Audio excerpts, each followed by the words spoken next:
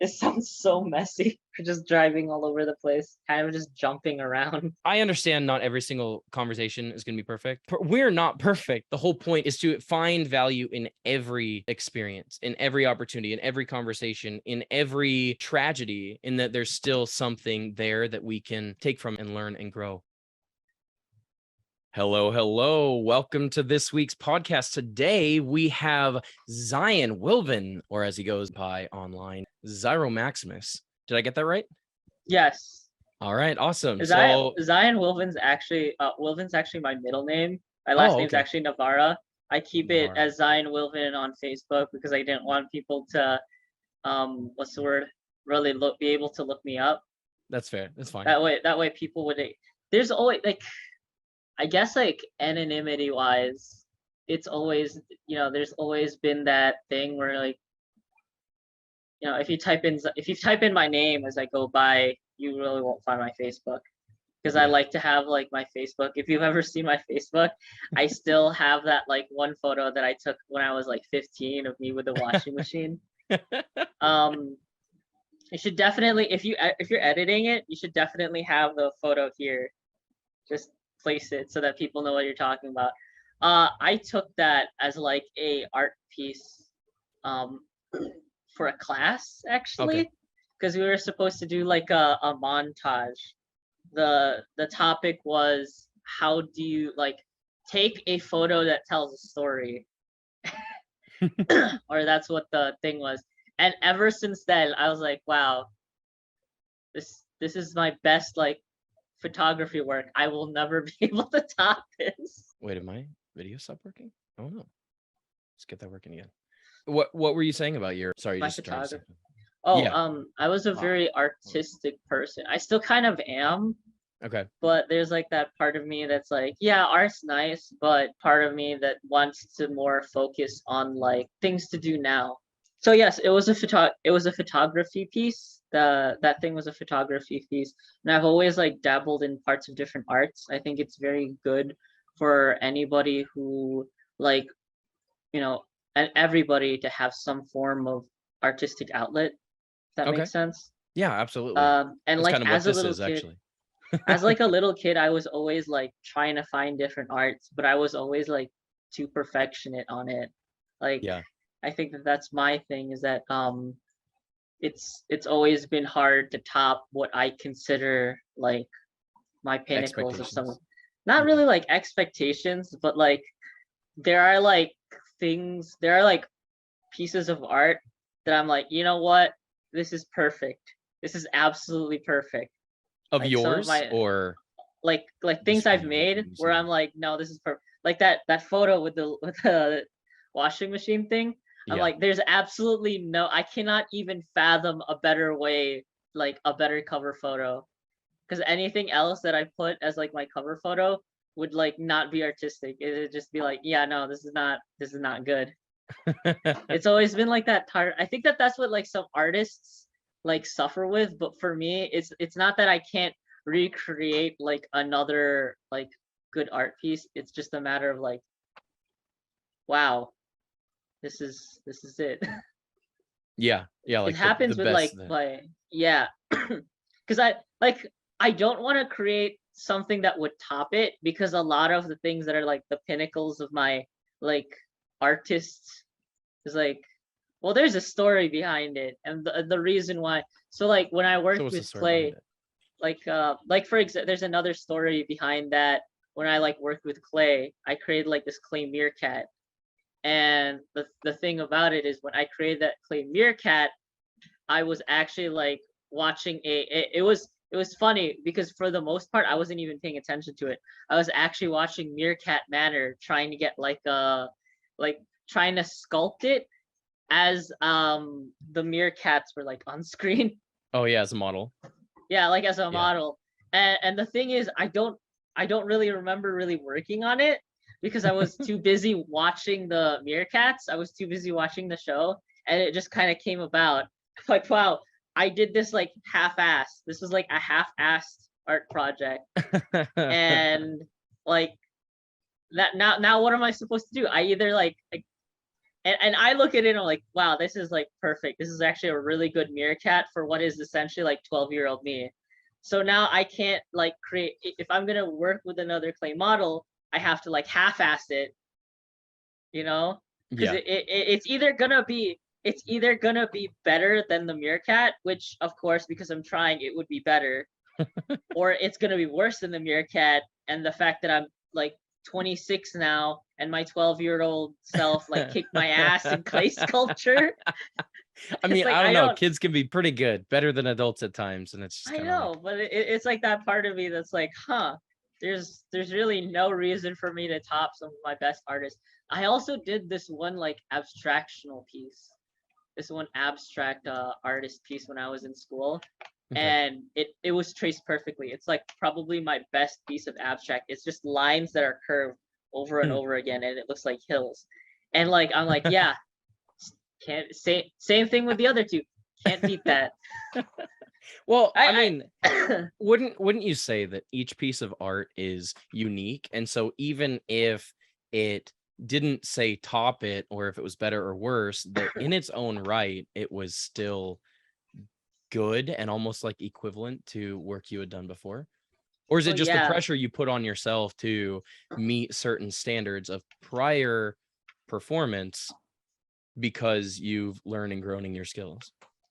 I've actually not really done it. It's mostly because it's that part of me. It's like there is like a story behind all of the things that I've done, Okay. and it's more about like, well, I don't want to like, I don't want to beat that story when like the story behind it is perfect.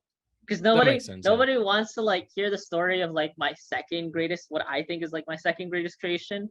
If I create something that's better than it, the story that follows it has to be much better than like the art piece. Like how are you gonna beat like 12-year-old me as like half-assing like a project because he was too enthralled by like meerkats sculpting a meerkat piece?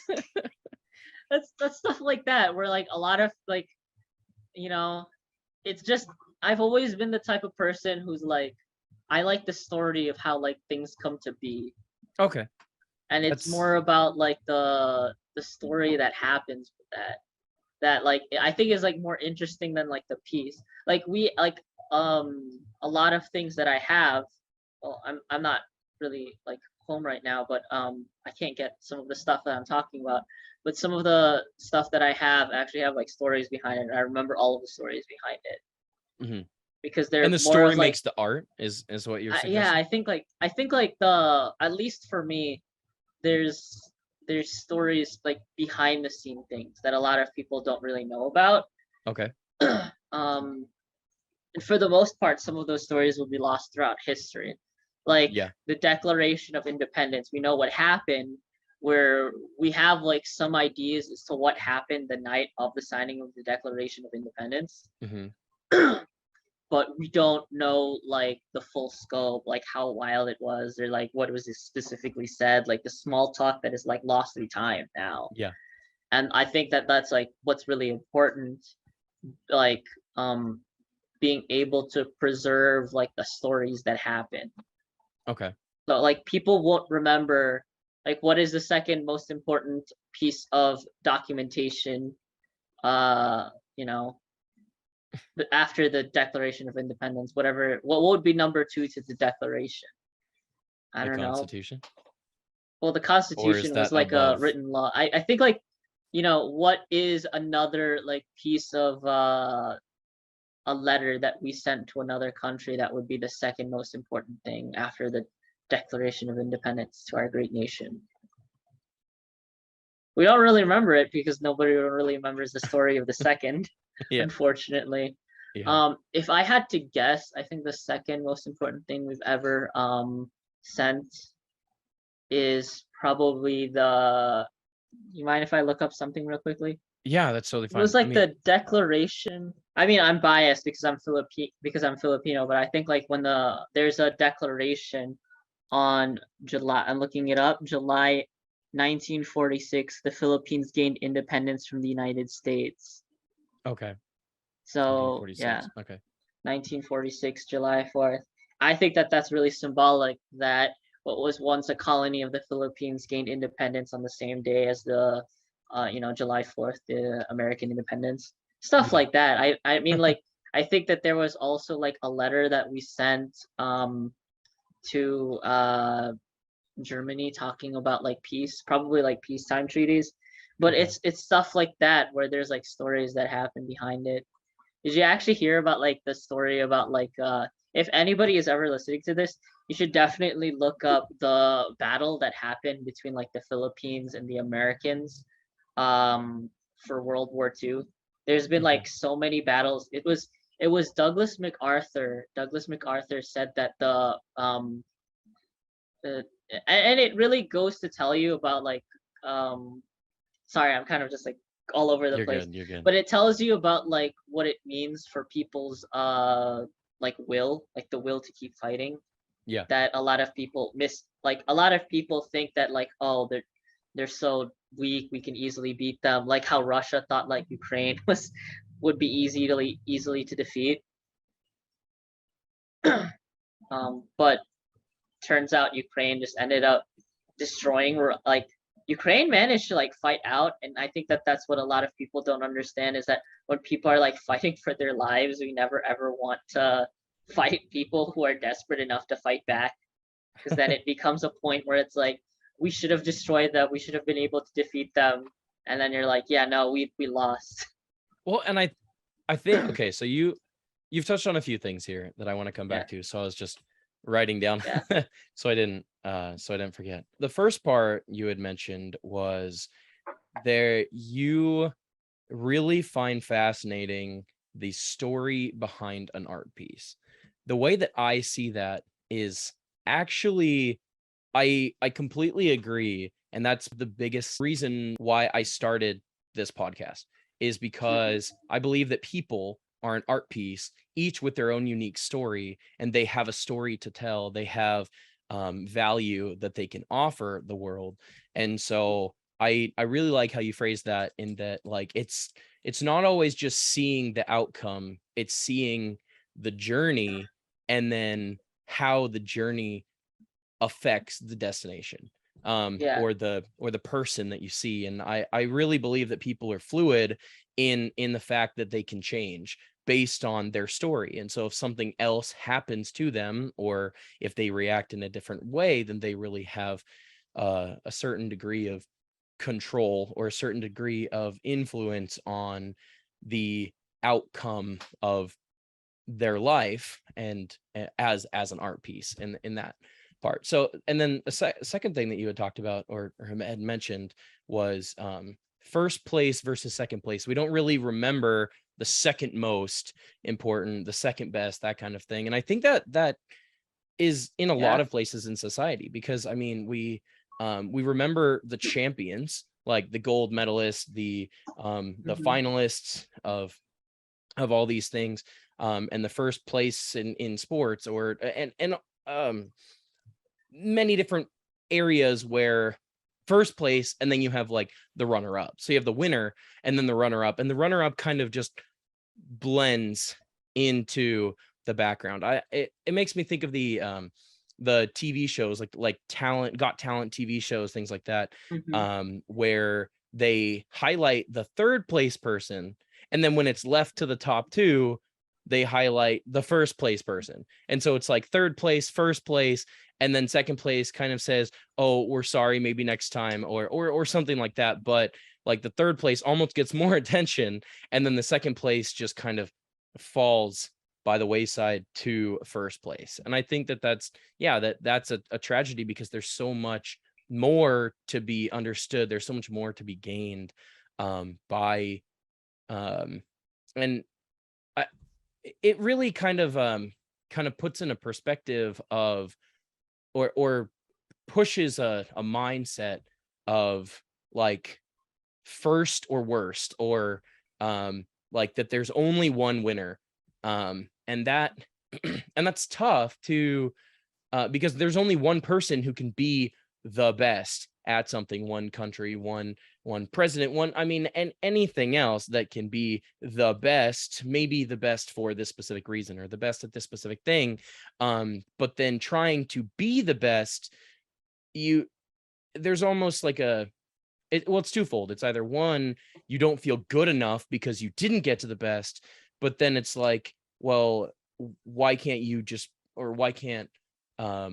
you be satisfied with how much you did achieve or accomplish, even if you weren't the best, because you still had an impact, because you still did the best you could, because you still it took from what no one thought was possible and still accomplish something great, and have that be okay in and of itself. And then the third thing you touched on was you had talked about the motivation behind, or how you brought it up was people who have something to fight for when you're fighting for your life. Then people don't really give up, and I think that's something that's so empowering. I mean, you hear people say when they hit rock bottom, the only place they can go is up. It's because they have nothing else to lose. When they are risking everything and putting all their eggs in one basket, they have to make it work. And especially when their lives are at stake. And so I heard a quote that was meaningful to me. And the quote went something like this. It was, if you don't have something worth dying for, what do you have worth living for? And that was really powerful for me, because it's like, if it's worth standing up and fighting for, if it's worth risking anything at all, but it's two sides of a coin.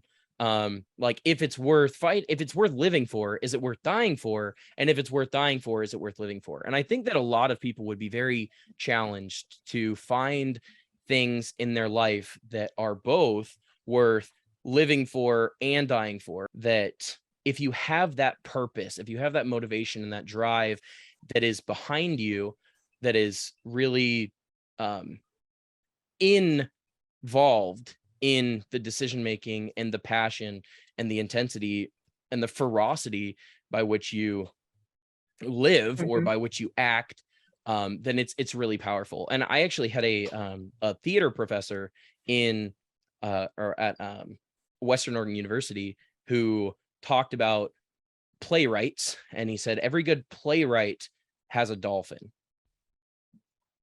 And it's like, well, what do you mean? He's like, well, a porpoise, a purpose. Wait, and so what? that was yeah, exactly. And wait, so say it again. I didn't get that. Every good playwright has a dolphin, or a good dolphin, a porpoise, Porpoise,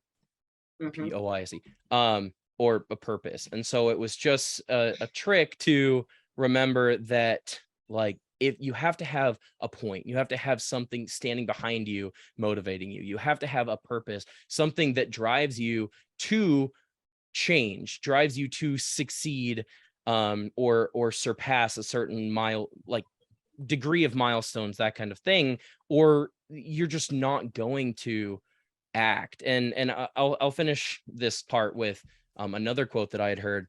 And it was, people don't change until the pain of their current situation is greater than the anticipated pain of the change.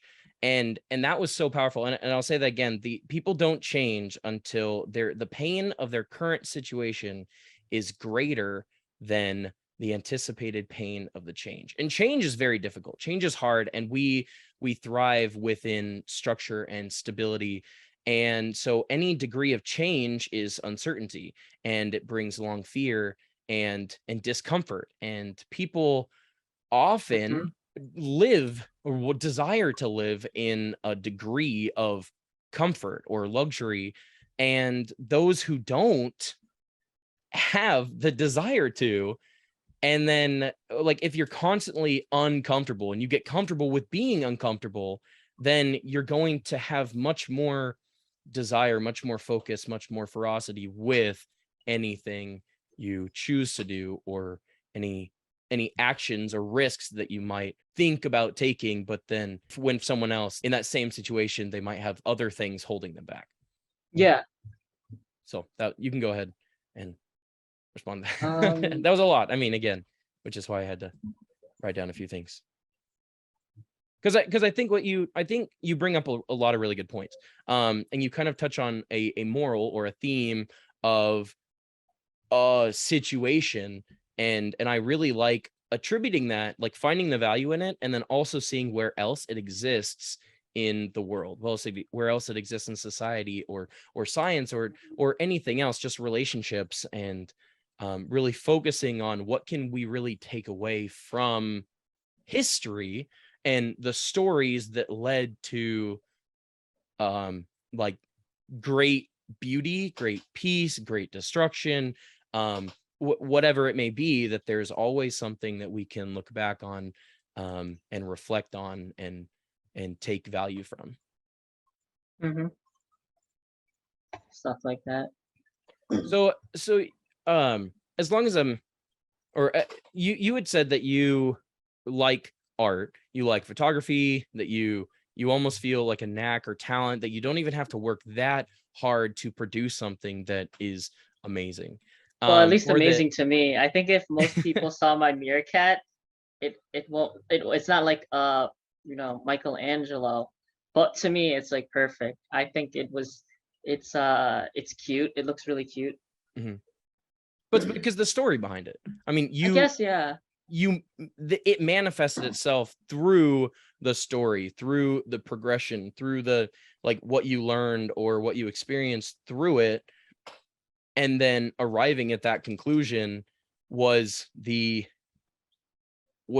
outcome that brought some degree of satisfaction. So we're talking about arts, which is really ironic because I don't, I mean, there's this, but I don't really like do art that much. Okay. How about this? Since we're both gamers, do you consider video games an art? I think that the skill What part that you about it can is it develop, art? Yeah, like what part about it is art? I think that the skills that you can develop, the relationships that you can build, the opportunities that you have. Oh, so like sports. Most people see sports and they see what can you gain from sports. So hmm there's, I mean, physical health benefits, there's teamwork aspects of it, there's humility and good sportsmanship. I mean, there's many different things that you can learn from and that you can grow with, and hmm that you can build while still maturing or it's enjoying life. I mean, it's entertainment. Like the entertainers of society make infinitely more than the laborers. Not saying that the entertainers don't work, but the payout is infinitely higher for the best entertainers. And I think that it in its own right, having the skill of gaming or having the skill of Yeah, it's a being craft. or That would be more of a athletics. craft, right? You would say Exactly. Yeah, that you you'd can say still like hone it. there's like that.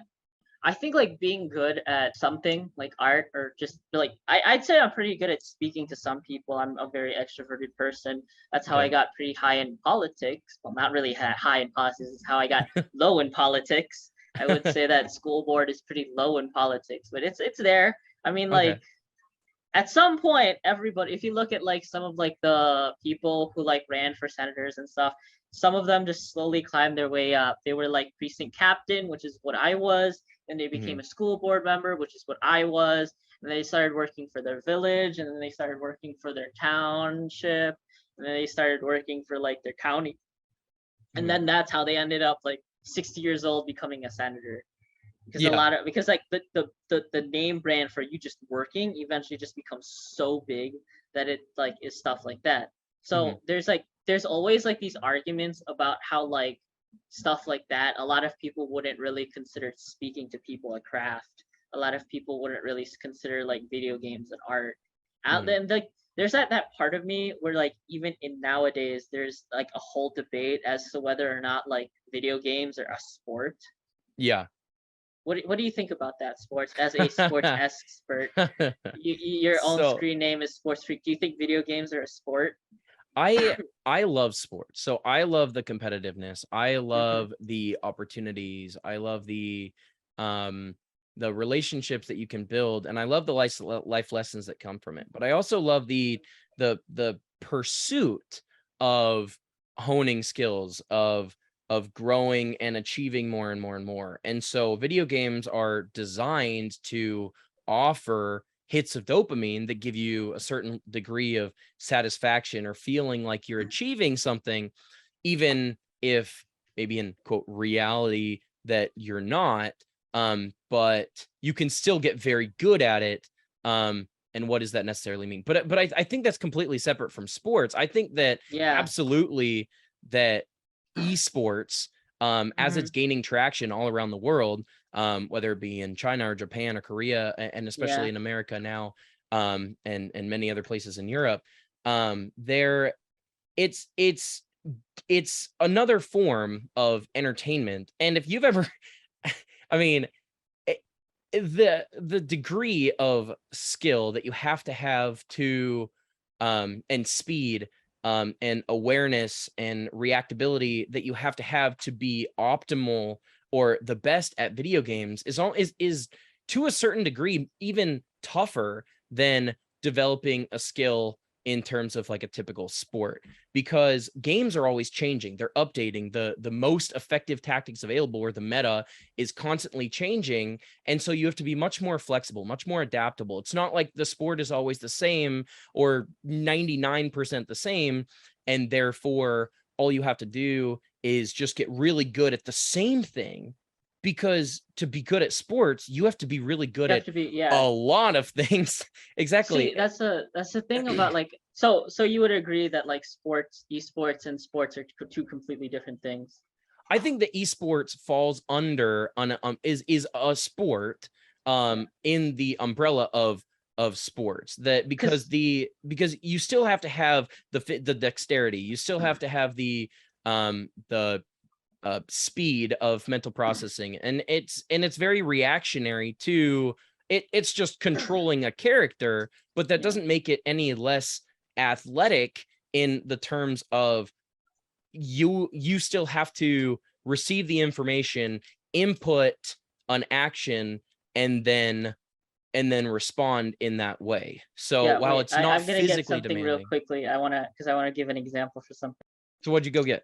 I would like to say that like it's always been this thing, because like sports and like esports fall under like this umbrella of basically like competitiveness. There's always like a sense of competitiveness. But like another third example that I think is like cubing. Okay, yeah. So like this is a duo minx. The whole point about stuff like this is to solve it as quickly as possible. Yeah. And I actually got really good at this kind of thing, at like some of the puzzles that I have, that I'm able to solve this piece in 4 moves or less, regardless of where it is. Ready? You're gonna have to count it out for me. Okay. 4 moves, yeah. 1. Oh, I couldn't even count it out. Yeah, see, stuff like that. It's this level of competitiveness where you're able to get so good at something that you're able to solve it as quickly as possible. For me, I think it's like super cool to solve it, like just blind it, because some people like to look at it and be able to like calculate it. So this is the only puzzle where I'm able to like look at and calculate. Yeah, and see the end product. So chess is one of those things that it seems very similar. It's like you can understand a lot about the game and anticipate what the next. Okay, go ahead. 1, 2, 3. Yeah, and that's really cool, because as you make one move, it affects many other things. And so anticipating, I mean, that's a stable, like one move will always create the same change. And so you can anticipate it. I think that chess is a very unique game that's also considered to be a sport, a mental sport, but it is really, it really has more of like a mental thing to it, which I think like I appreciate more about like certain like sports versus what I would call like just competitiveness. I think like certain competitiveness just like highlights better things. In sports, it really is about like who's bigger, who's badder. But if you're smart enough, you could still overpower your opponent.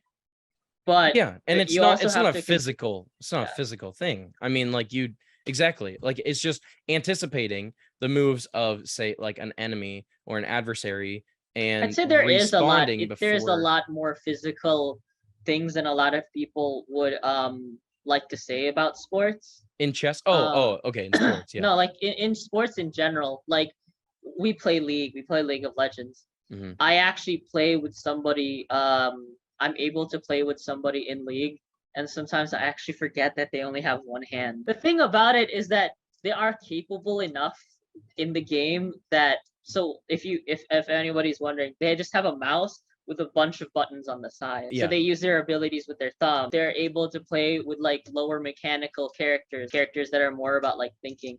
And sometimes I just forget that she only has one hand simply because like she was talking about like, oh yeah, I'm going to the beach. I'm like, oh, so you're gonna do some swimming? And she's like, I can't swim. I'm like, you've lived in Miami your whole life and you don't know how to swim? And she's like, Zyan, I only have one hand.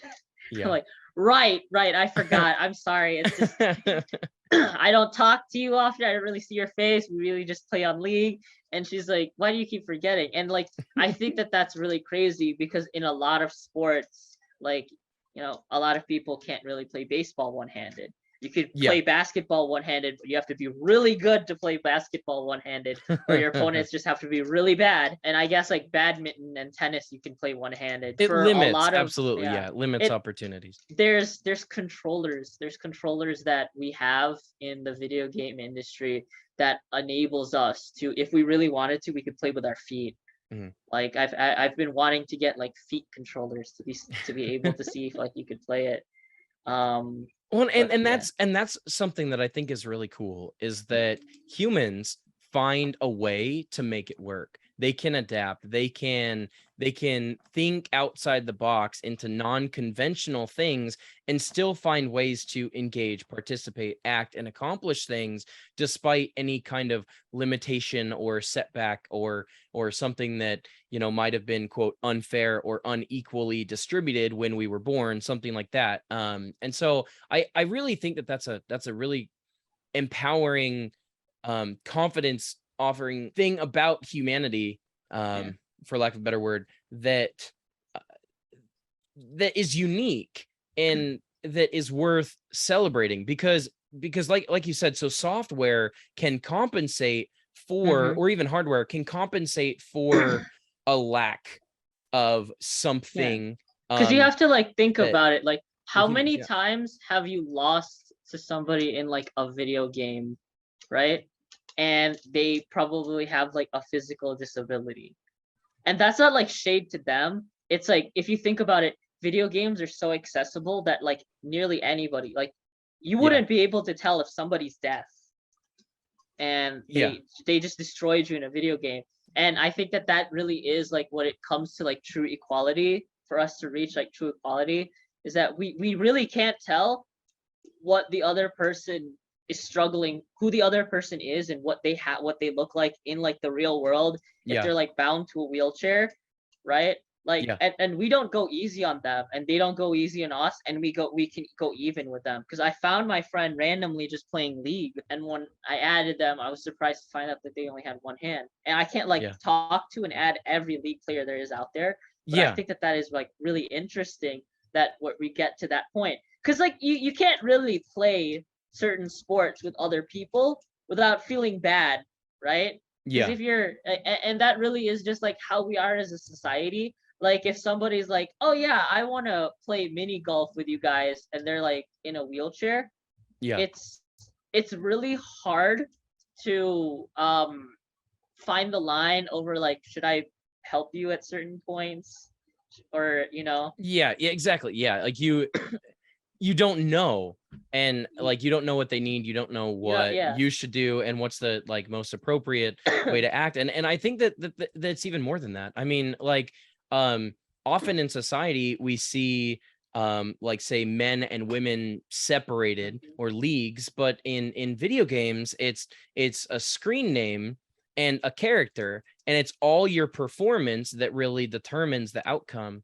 yeah, And so it's another one of those things where equals the playing field, and that if it's not like athletic ability or some kind of like biological change or difference, that you can still overcome and adapt and be the best of the best, or even the best of that you could be, and no one might have thought that you would have been able to reach that level.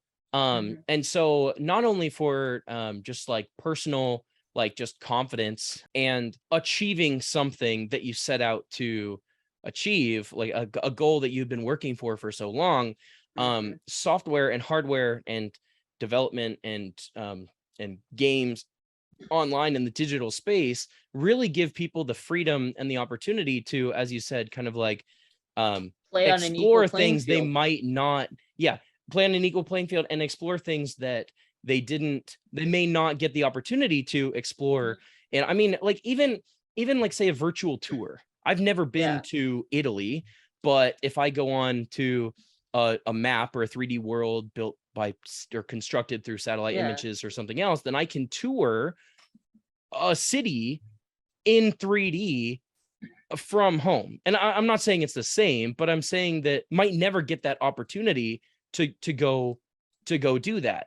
And so the opportunities might seem endless. And I've actually been in a group of software developers who are learning together, and just exploring the potential of software development, and really how you could achieve anything. You could automate anything. You could and it's just I through disagree with that. I don't creativity. think you can automate anything.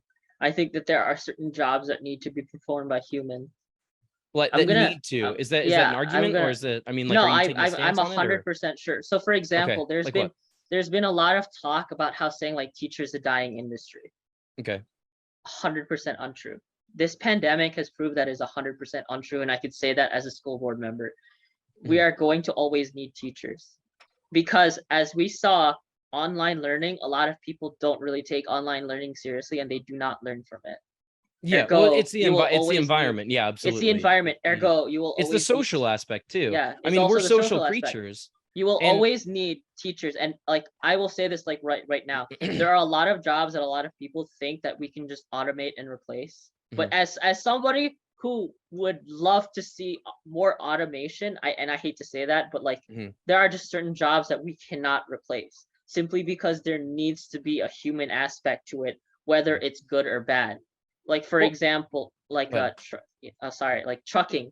Trucking is another thing that I do not think we would ever be able to replace through automation, simply because and it's actually like a horrible reason why we can never replace trucking. It's because we really need to make sure that the products that we have are attached to a life. So so for example, if I had to give you an example, let's say there are two trucks, right? Okay. One truck is completely automated. Truck A is the traditional truck. It is a truck with a guy in it. It has product in it. Both of them have $1 million worth of product in it, right? Truck B is the new truck, and it has $1 million worth of stuff on it, but it's piloted by a drone. Okay. If both of those trucks get stuck in like a snowdrift or there's an accident, who do you think we're going to prioritize? We're going to prioritize the truck that has the person in it. If it's like, oh, there's a huge blizzard, the company's like, well, I need you to go out there and I need you to go save my truck because I can't risk $1 million worth of product being damaged. The police are going to tell truck B, we can't do that. We're not going to risk the life of some of our officers. We're not going to risk the lives of some of our people to save your $1 million worth of product. Yeah, they're going to save the life.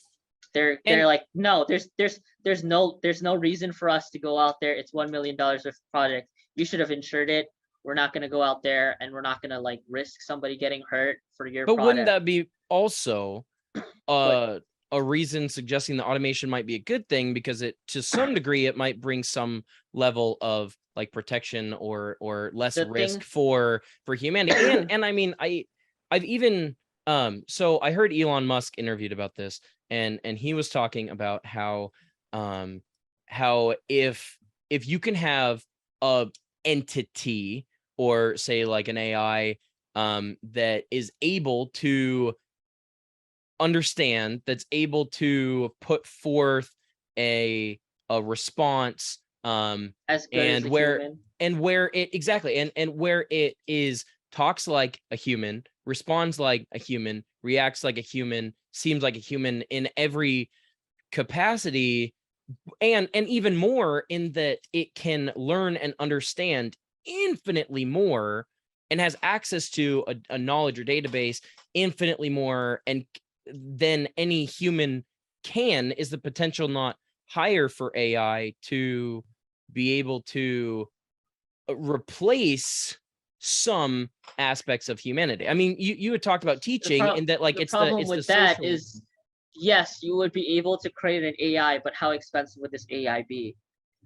Well, it depends. I mean, because like think about self-driving cars. Here's one example. So self-driving cars have effectively as much experience as everything on the network. This sounds so messy. We're just driving all over the place, kind of just jumping around. Is that how it was? I don't know how it was. It's just conversations. I mean, if we talk about anything, my goal behind the podcast is just people can just hang out and find value in other people's opinions and perspectives. And so it can really be about anything and anything that people want to talk about, anything that is going on, like current events, or it's just allowing people an opportunity, a platform to share their perspectives and opinions. So if it's not like focused, or if it's not like directed or something else, I mean, I have ADHD, so I can keep up. My brain is in these tangents where I can think and associate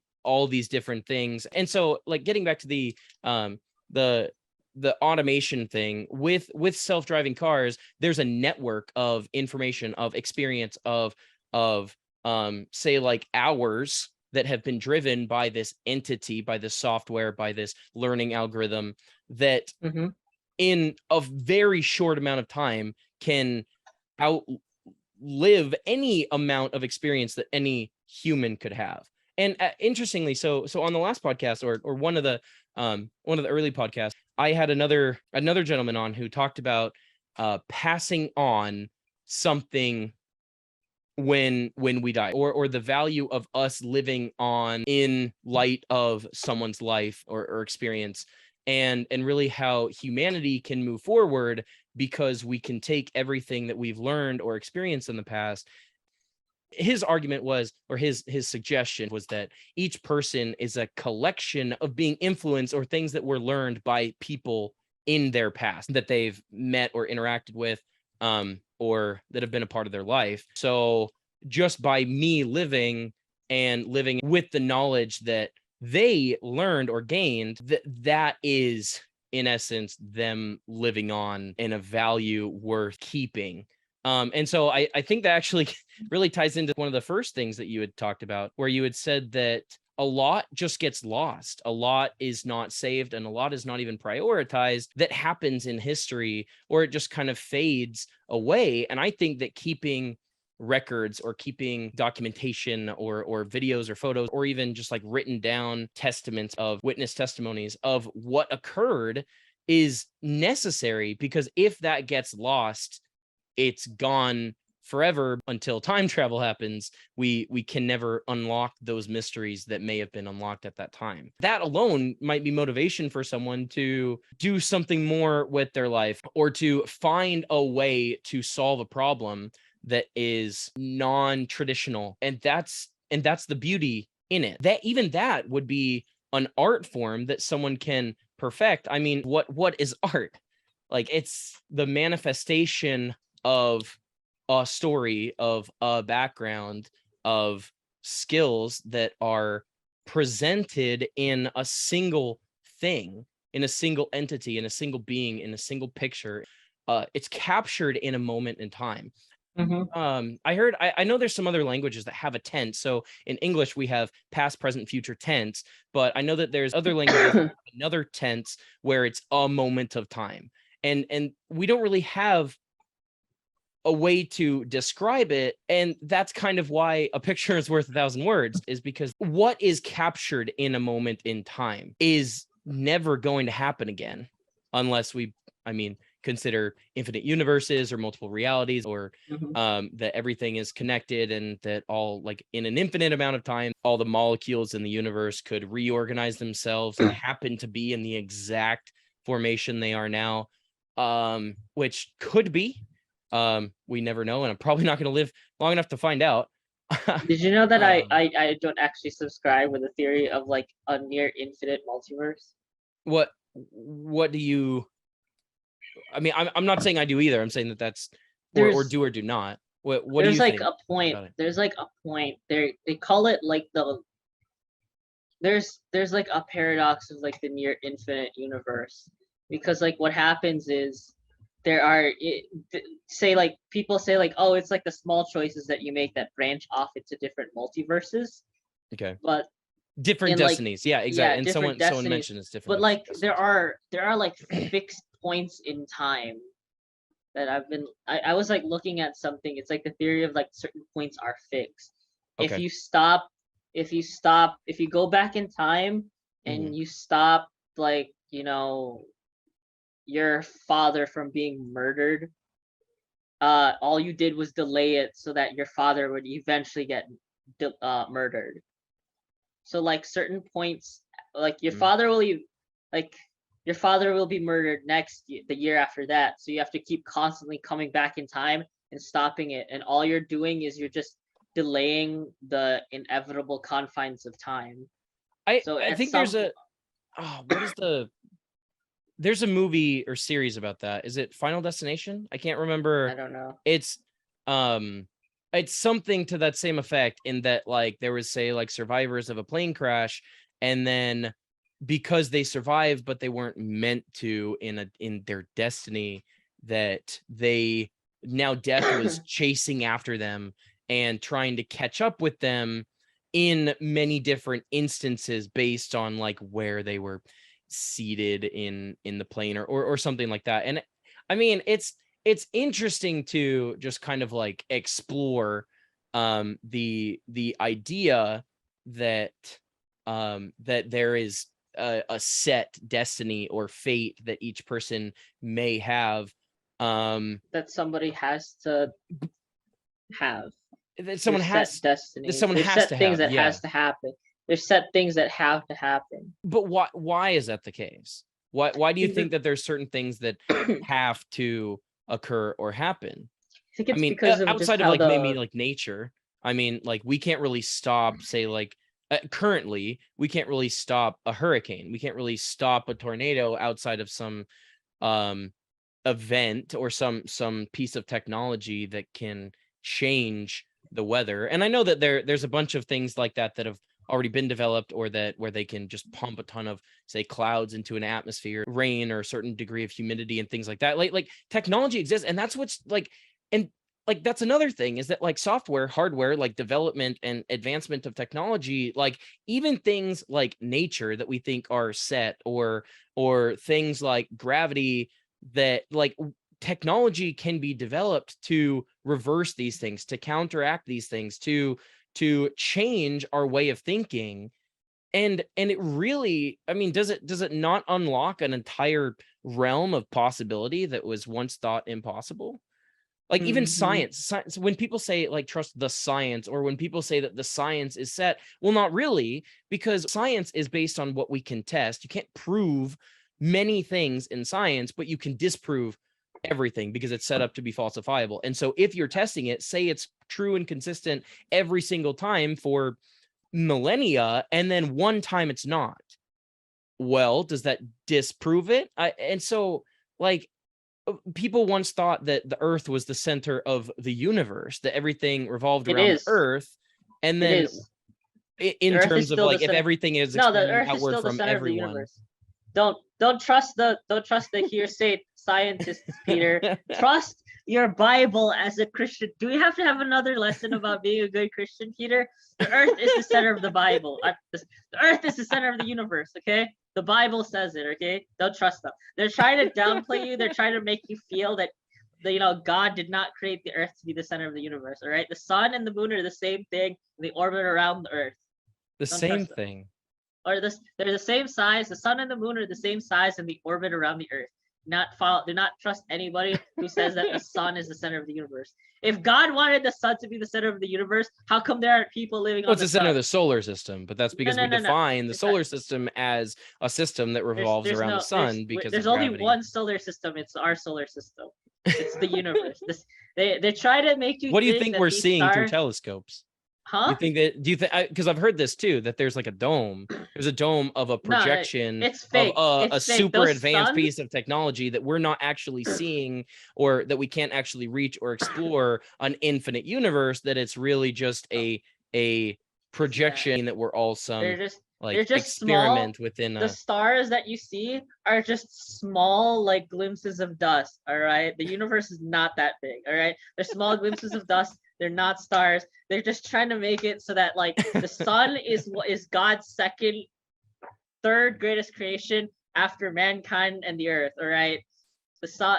They're trying to make it so that the sun is not special by saying there are the near infinite other amounts of suns out there, some bigger, some smaller, some older than our sun. Do not believe them. All right, be a good Christian and say that the sun is the only sun in our universe and it is smaller than our earth.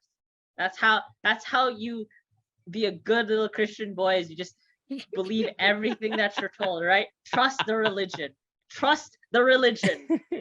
I mean, I think the Bible more states it that the earth was shapeless and void, and that God put lights in the sky during the day and the night, or to govern the night and the day.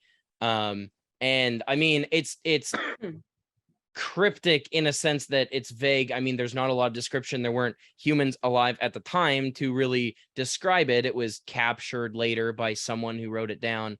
And it's, I mean, I think that there are a lot of misconceptions about everything, that there's a lot of things we may never understand.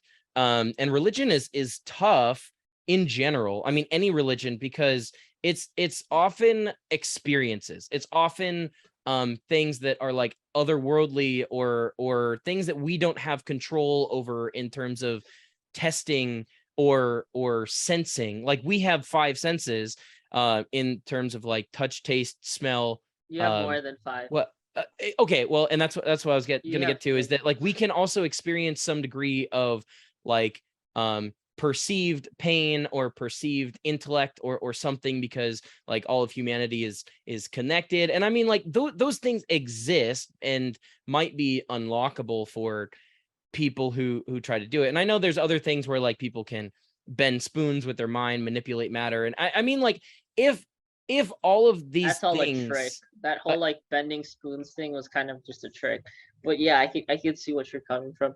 Well, do our minds affect, and this is something that exploring. Do our minds have power to influence matter itself just by the thought of something? Like, does because I've heard other people talk about, say, like, it didn't exist until you thought it, and the moment you thought it, it came into existence because it was a reality or a destiny or something that now became possible or unlocked because someone thought it.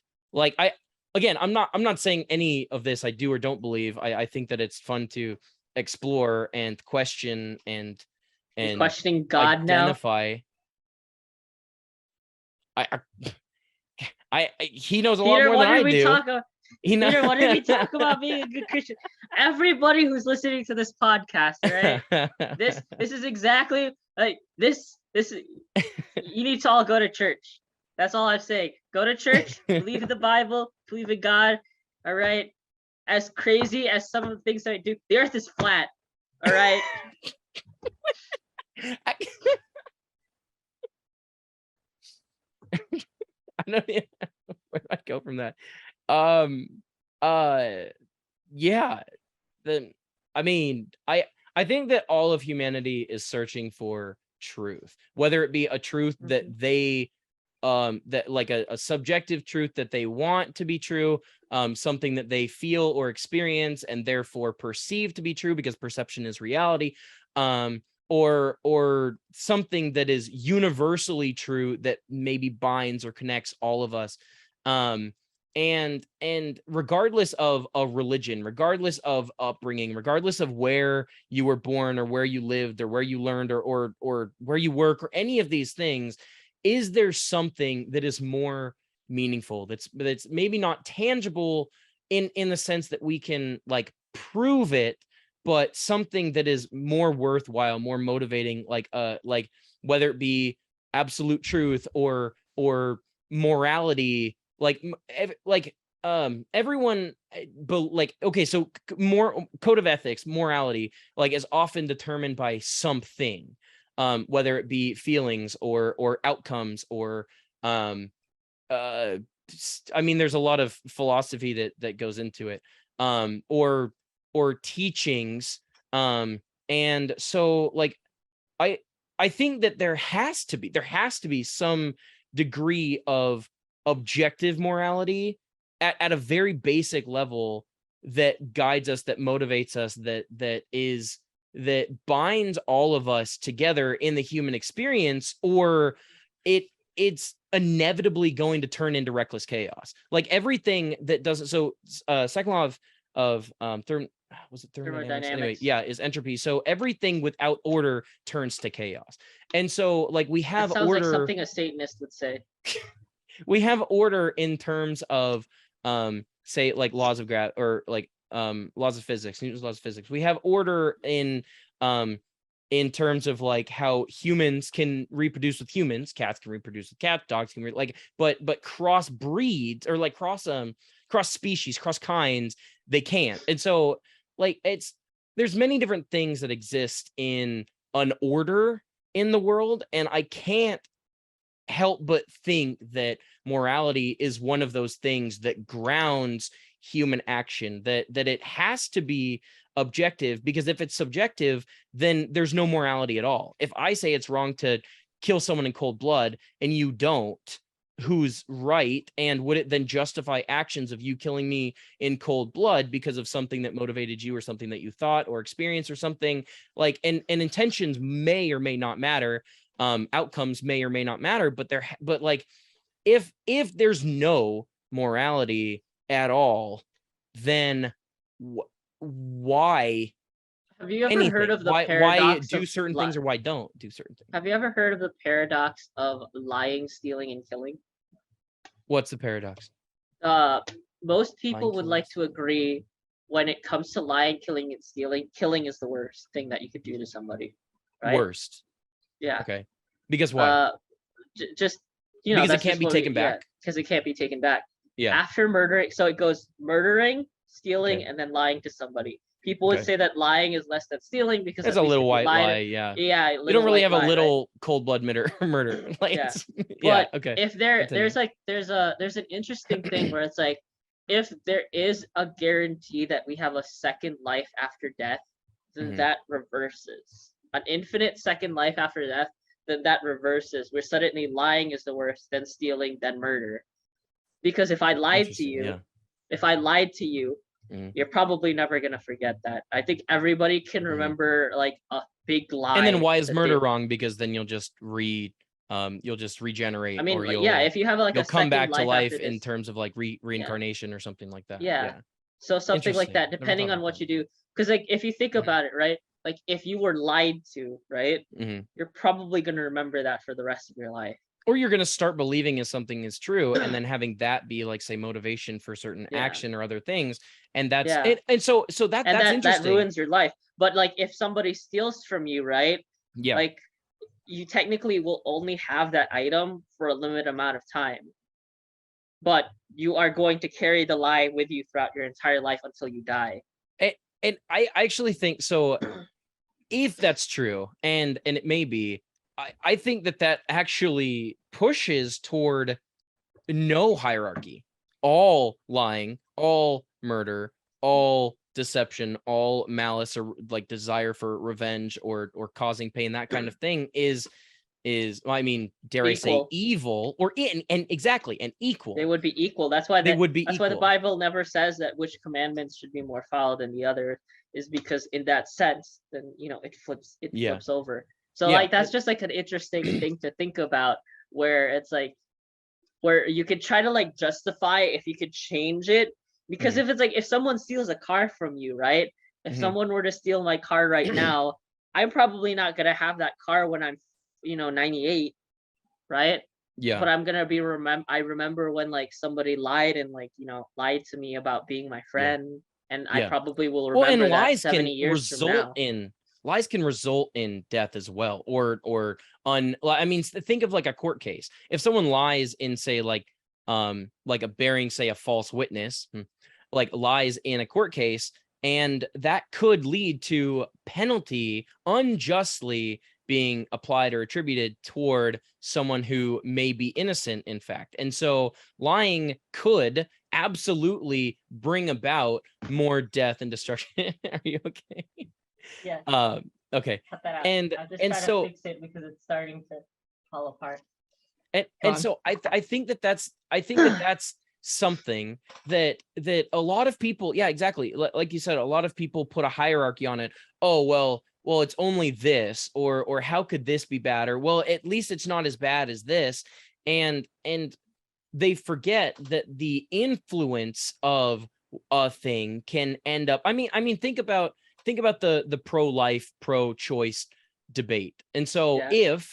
if say a woman gets an ultrasound and sees life, heartbeat, facial structure, I mean, because now we have 3D pictures of a human life development in the womb, that if someone lies and says it's not alive, if someone lies and says it's not human DNA, if someone lies and says that it's just a parasite cancerous tumor that is sucking the life literally out of the mother, it's actually beneficial for like the mother to desire to kill her young, which goes against everything that, I mean, we've ever known about biology or mammalian species or something else. I mean, there are other creatures that exist that, say, like black widows, and other things that like kill their family members or mates or something else.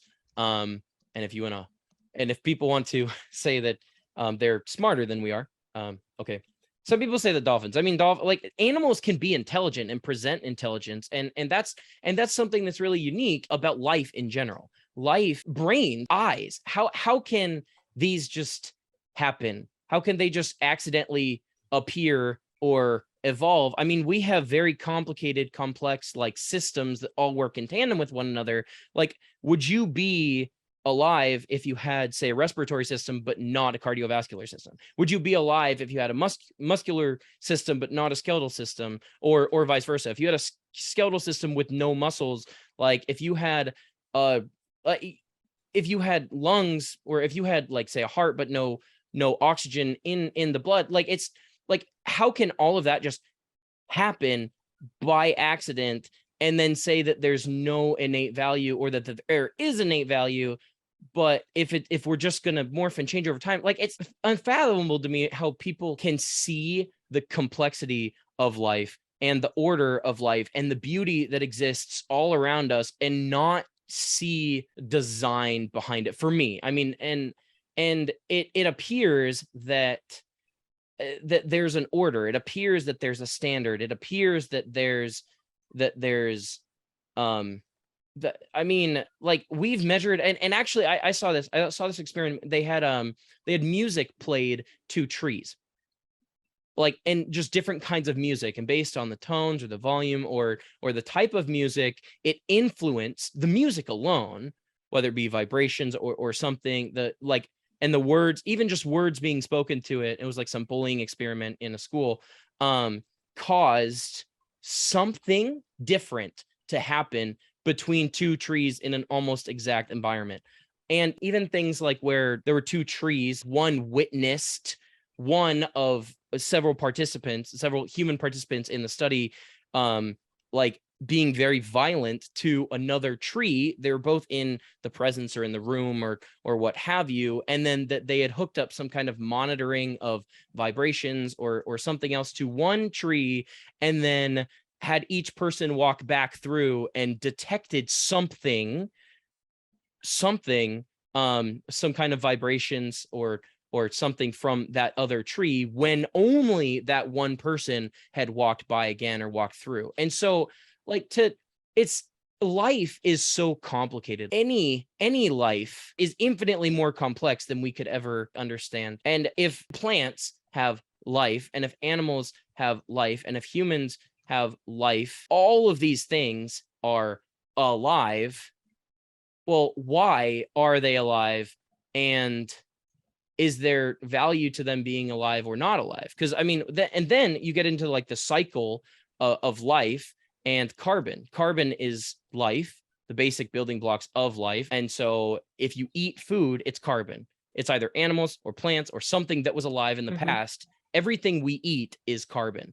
And so when people talk about there's more carbon in the atmosphere, it's because old life, buried life, fossil fuels, like fossil is just something that was alive, now dead, and that we uncovered and now is fuel.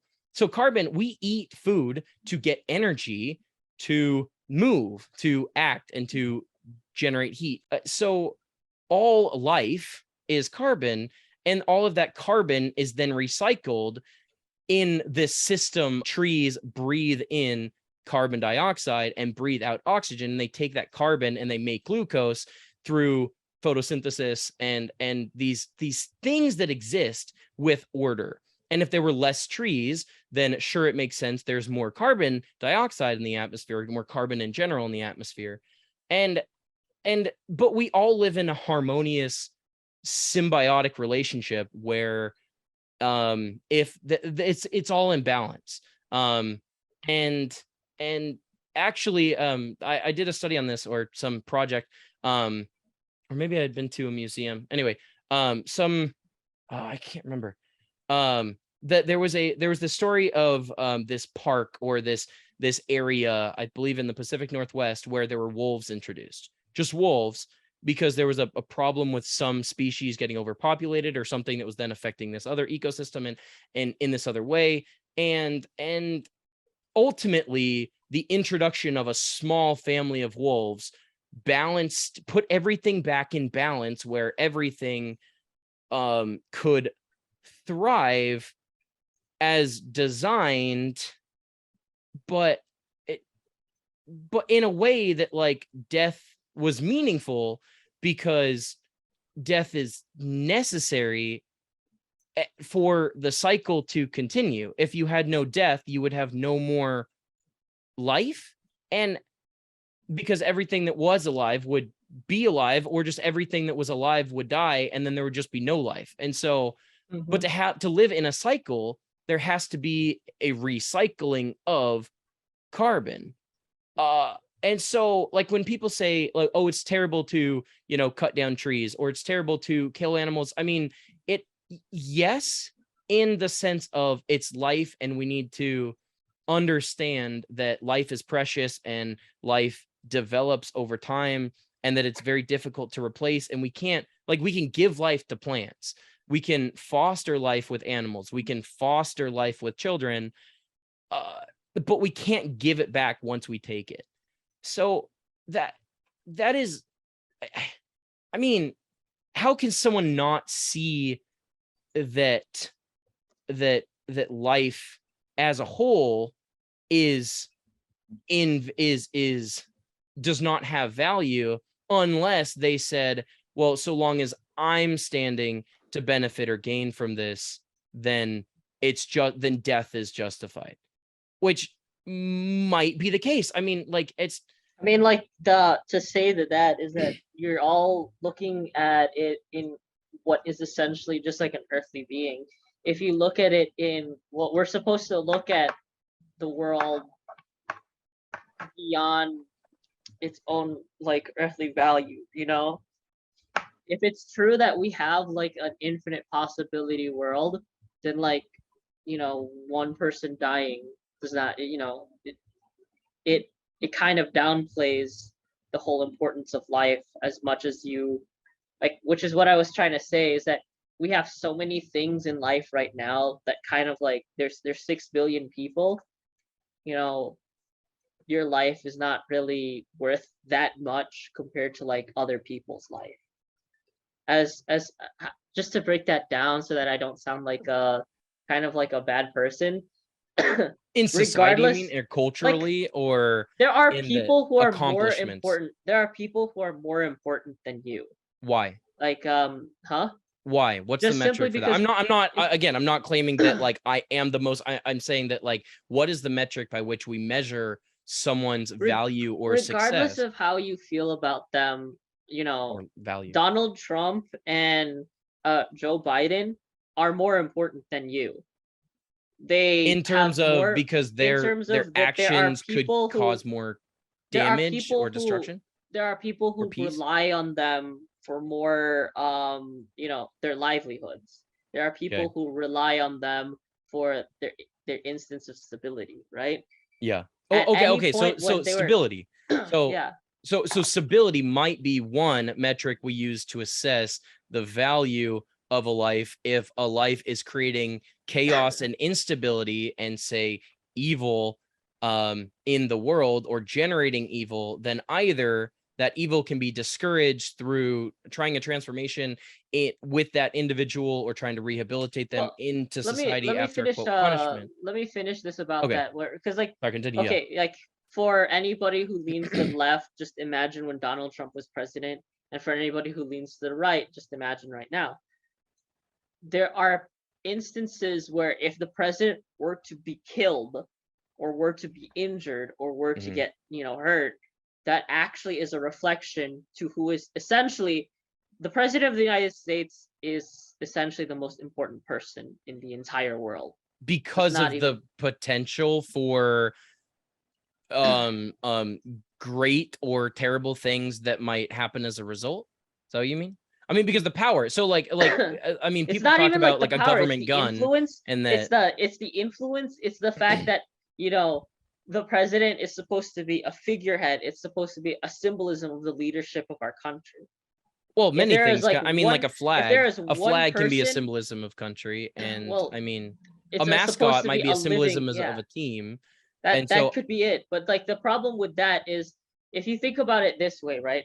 If the mhm, president were to be killed, it is the single biggest non-cataclysmic event that would cause the most amount of damage. And what I okay. mean by non-cataclysmic Mhm. or a catalytic event is by definition a large destruction of Cataclysmic, yeah. property or Yeah. loss of life, Yeah. right?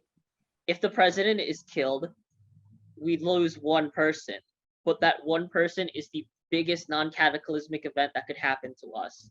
That would be disastrous, because there would be so many answers. If the president were like Shinzo Abe, the Mhm. former prime minister of Japan, was killed, if that Mhm. happened to our Yeah. president, there would be so many questions, there would be so I much mean, like that's paranoia. happened, that we have had presidents who have We have been not killed had in the it since past. JFK.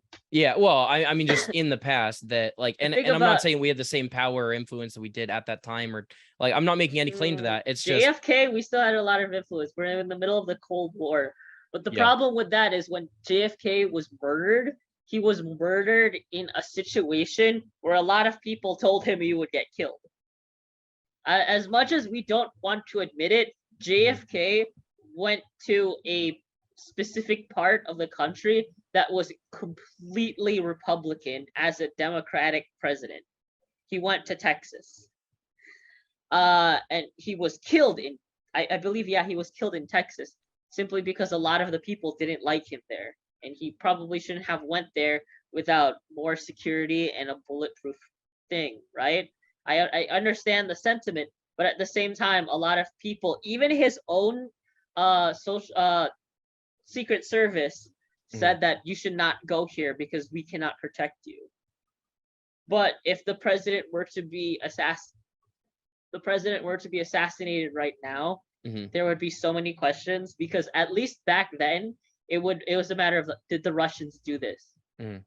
They Or the just had, commies, did the yeah, yeah, Russians, yeah. yeah, it's like, did the Yeah. Russians do this? No. Did an ally of the Russians do this? No. All right, well then whatever, right? Yeah. Any like literally there's a whole list that we would have to go down through. And it's not just countries. It would be countries, it would be companies, it Wait, would be organizations that we would yeah. have to check to see if they had any involvement with an assassination of our president, a And sabotage. I mean, kind of stepping back here. Earlier, you had mentioned that that some people might have solidified unchangeable fates or destinies. So from that perspective, regardless of if he had listened to the advisors or people cautioning him going into a certain area, may he have been, I mean, like you were talking about father murdered earlier, that, well, you're just delaying the inevitable. Yeah. And that's one thing that, like, I personally struggle with, like, believing that that certain, well, and I don't even know, because I'm not saying I haven't made up my mind on it. Like, the certain things I are fixed believe in that time people have power to change, like, the thing. because I but believe that people have power and choice, and because of the choice, they can influence outcomes, whether it be someone who completely is like completely bankrupt and maybe a criminal and turns around and creates something amazing that now a ton of people use or value, or something in that, like, I think what you're like, trying, I think you're people can change the confusing course of fixed their life. points. I think you're confusing fixed points in time with paths of time. Okay, So, explain like, the difference. So fixed versus so like paths of time paths. is where eventually, like, if, for example, if I were to, where are you again? West Coast, Oregon. Oregon? Oregon, yeah. Yeah. So if I were to go from Chicago to Oregon, right? Mhm. There's multiple ways for me to get from Chicago to Oregon. Okay. So right? Oregon would be the moment in time, but the roads or Yes, paths you but take are would be different paths Yeah. to time, right? So what eventually is going to happen is I don't have to take the most efficient path to Oregon. If I want, I can make a detour to New York. That would be really weird because I would be going the complete opposite way, but there's nothing stopping me from going to New York, going down to Florida, going through Texas, and coming up from California to Oregon. It's not the most efficient path, but it is a path I can take to that, right? Yeah. The fixed points in time are my start location, Chicago, and my Oregon, right? And how would you identify, I mean, A in fixed this point in analogy, time? I'm not saying it's perfect, like, how would you identify what is a fixed moment in time versus what are paths toward a particular outcome? I mean, like most people would say, like, So, death. for example, So death is for something that example, happens yeah. to everyone. And so death might be a fixed outcome for everyone. It's just, I mean, is that fixed outcome or fixed point in time when I'm 20, when I'm 40, when I'm 70, or when I'm 110? Like how would I know what that fixed moment in time is? And even if I did, how would that change my actions now that might cause something else to influence something else? And how would I be able to escape that I would like have to say reality. that for example, I think like one of the fixed points in time is the sinking of the Titanic. Okay. Fixed points in time are typically can be identified by looking at a specific situation and seeing which details are important, and through those details, how did we progress through the story, right? Say that again. So like, for example, if you were to look at things like a story, right? There are things that have to happen in order for us to go through the story. Like think of like an anime. There has to be like specific events that happen. Like, for example, if you were to take the Titanic sank and killed so many people that we had to make it so that, like, we had to make improvements to our sea traveling ships, especially ships that are carrying people. So something that had to happen for us to learn something. To get for us to get like a necessary evil kind of thing. I mean, because so like in a similar way. Yeah, the Titanic only had lifeboats to save 25% of its crew and passengers. Yeah. But or less. I thought it was less, but anyway, continue. Less than people, but less we than never 25%. filled up. Yeah. I think like less than 5% or something like that of the Titanic people did, because they loaded up the lifeboats. They loaded up the lifeboats so poorly, right? That they were not able to get max capacity. Yeah. And the problem with that was that a lot of first class people, there's like conspiracies that the first class people were purposely taking up a bunch of space so that they didn't have to be crowded. So what happened was some first class citizens were pretending to like, oh, I've been injured, I need to lay down. And they're like, okay, well, this person's laying down, he's taking up 3 seats. Oh, this person's also injured, he's laying down, he has to take up 3 seats. This seat is full, let it go. And then you see like these entire ships being completely full because these people were like laying down and taking up more space than they needed simply because they wanted more space on their lifeboat. Okay, so understanding that happened, you had said or started this with It's a fixed moment in time. It needed to happen for us needed to happen change. For change to happen. So like I think that could certainly be that certain things might need to happen for certain other things to happen. And I mean, it may even not be certain things, but like certain paths. I mean, like you said fixed moments in time and paths. Like maybe someone has to experience a certain path or intersect someone else's path to then reach and their potential or destiny or what have you. Go ahead. What were you gonna say after that? No, that's really it. Is that if you look at things like fixed points in times that have to happen, it really doesn't matter what day the Titanic sank. It really doesn't matter how many people actually died or the percentage. It's the fact that I could be completely wrong. I could be completely wrong about the percentage about how many people died, and I probably am because I'm just trying to think about it off the top of my head. Yeah. But it really doesn't matter. It's just the Titanic was considered the worst event that ever happened. And it really was like a thing where right now lifeboats you need to be able to have enough lifeboats to support 250% of the people that you are like. So if you're gonna have 5,000 people on there, you need to make sure that there is like 100 1200 2.5 times 5,000 just 12 that would be 12,500. That's how you say it. 12,500. There needs to be 12,500 people. Lifeboats can support 12,500 people. I think that's definitely hold on. That I understand what you're saying now. So in terms of not a specific event or a specific day or a specific something that ideologically or hypothetically in that something must happen for something else to happen, and something happening might be a terrible tragedy that then brings about an amazing good. And so I'm not saying that justifies anything terrible happening, but that it should encourage us to learn from tragedy and really humble ourselves to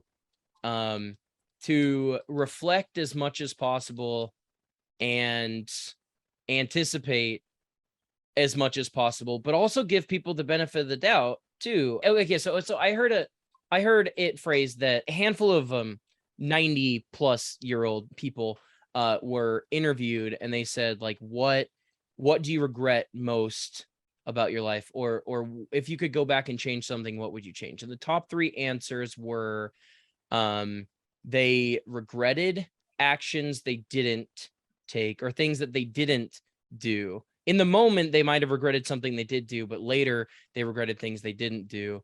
They wish that they would have spent more time reflecting. And I can't remember the third one, but in terms of the value that's placed on learning from the past, the value that is available or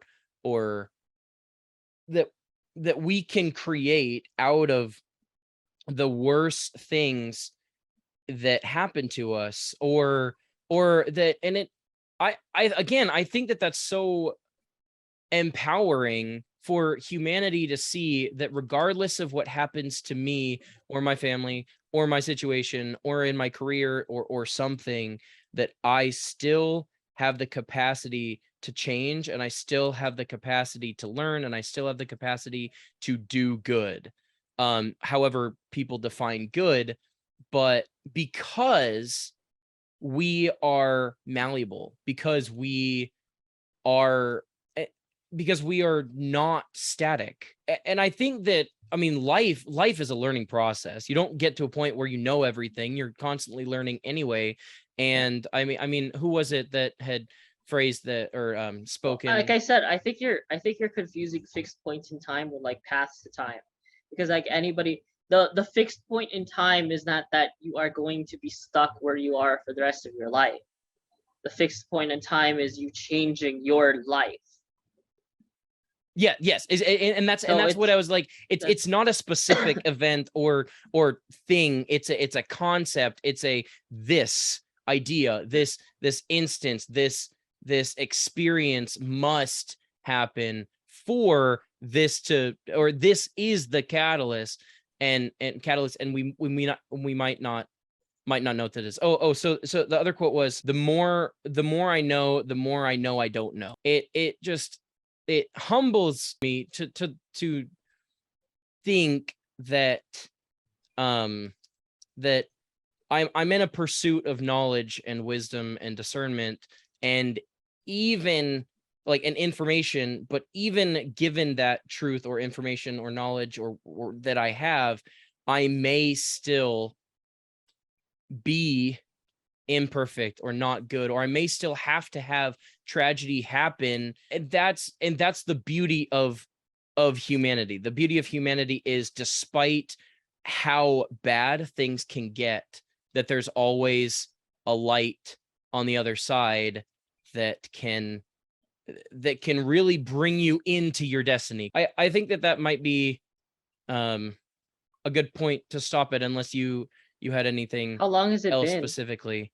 5:40 to 7:20, maybe an hour and 45 minutes, give or take. Why I started the podcast in general was to create discussions, create an opportunity for people to either rationalize their thoughts or opinions, or identify new things, new opportunities, new, like, extract value from someone else that has value to offer the world. And I mean, even if it's not perfect, we're not perfect. The whole point is to find value in every experience, in every opportunity, in every conversation, in every tragedy, in that there's still something there that we can take from it and learn and grow. I understand not every single conversation is going to be perfect, and I understand that there's all kinds of things that can come up, and I mean, that's why editing exists. I'm not going to do it live, or at least right now.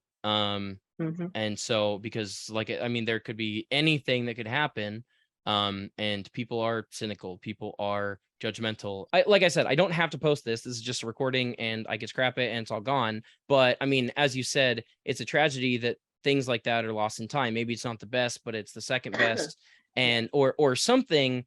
And I still think that there's value here. Well, and I can go through, I can edit this, and send you something that, like, a tentative video that you might say, okay, yeah, this is good. We could always have a part two. I mean, another one that I recorded had a part one, part two. I mean, due to internet outage and some other technical difficulties. So I mean, I'm more than willing to do that.